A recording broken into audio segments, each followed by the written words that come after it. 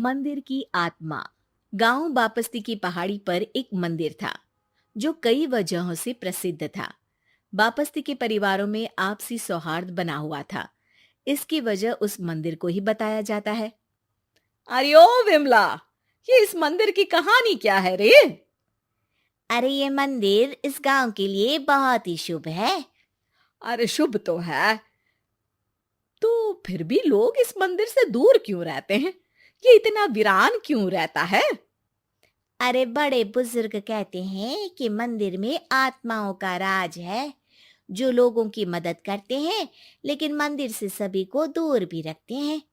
अरे ये कैसी आत्माएं हैं जो लोगों की मदद भी करते हैं और लोगों को मंदिर से दूर भी रखते हैं? अरे यही चलता आया है यहाँ पर, इसीलिए कोई कुछ बोलता नहीं। क्योंकि जिसके घर में कोई भी परेशानी होती है तो बताते हैं कि इस मंदिर से उन्हें मदद मिलती है। अरे वाह, ये तो अच्छी बात है।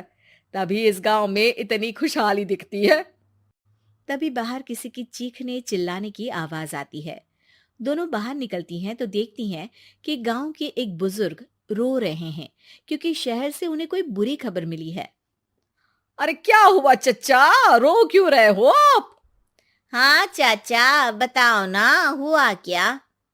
अरे क्या बताऊं बेटे, मेरा बेटा शहर गया हुआ था कमाने, लेकिन आज खबर मिली है कि उसका एक्सीडेंट हो गया। वो अस्पताल में भर्ती है।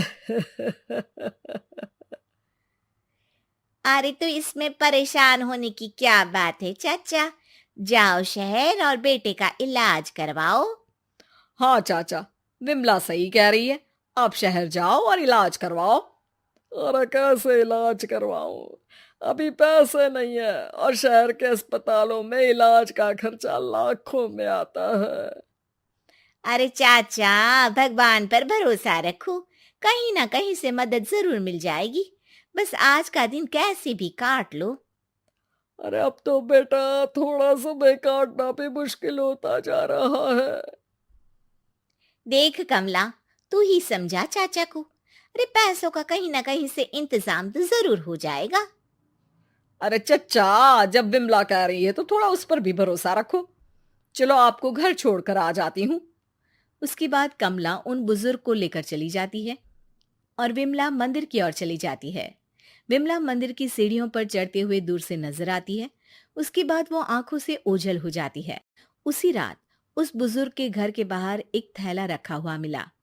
बुजुर्ग उस थैले को देखते ही चौंक पड़ा क्योंकि उसमें 5 लाख रुपए रखे हुए थे। वो बुजुर्ग सुबह दौड़ा दौड़ा गांव के दूसरे बुजुर्गों के पास गया। और मंगल भाई सुनो, मेरे घर के बाहर ये पैसों से भरा बैग रखा हुआ मिला है। अरे किसका है ये भाई? अरे भैया, मुझे क्या पता। तभी उधर से कमला और विमला निकलती हैं। अरे बेटा सुन तो, देख ये क्या रखा हुआ था मेरे घर के सामने। कमला और विमला हैरानी से देखती हैं। अरे वाह, देख विमला, तूने कहा था ना कि कोई ना कोई मदद जरूर करेगा। अरे भगवान सबकी मदद करते हैं, ये पैसों की मदद भी भगवान ने ही भेजी है। और क्या। अब चच्चा सोच क्या रहे हो, शहर जाओ और बेटे का इलाज करवाओ। ठीक है बेटियों, जो तुम कहो।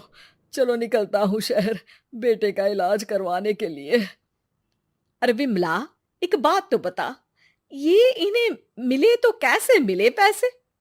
अरे मैं ना कहती थी कि ये मंदिर सबकी मुसीबतों में मदद भेजता है। अरे वाकई बड़ी पुण्य आत्मा है मंदिर में। सो तो है, लेकिन उनके बारे में लोगों को कम ही पता है। अच्छा, और तुम्हें क्या पता है? अ, जितना पता था वो तो बता दिया। ना रे ना, मैं नहीं मानती। तू कुछ तो छिपा रही है। अरे कुछ ना छिपा रही, जो पता था वो बता दिया। मंदिर से लोगों को मदद मिलती है, बस इतना ही पता है। ठीक है बाबा, अब नहीं पूछूंगी। इसके बाद उसी रात कमला चुपचाप अपने कमरे से निकलती है और मंदिर की ओर चल पड़ती है। कमला धीरे धीरे मंदिर के दरवाजे पर पहुंचती है। अंदर से हल्की हल्की रोशनी आ रही थी। इसके बाद जो वो देखती है वो हैरान रह जाती है।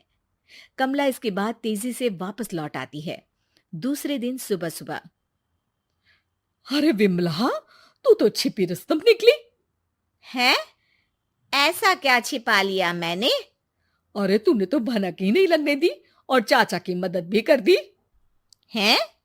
ये क्या कह रही हो? ऐसा कैसे कह सकती हो तुम? मैंने कोई मदद वदद नहीं की। अरे सब पता है मुझे, कल रात मैं गई थी मंदिर। तो क्या देखा? अरे तुम्हारा पति और कुछ लोग वहां दिखे।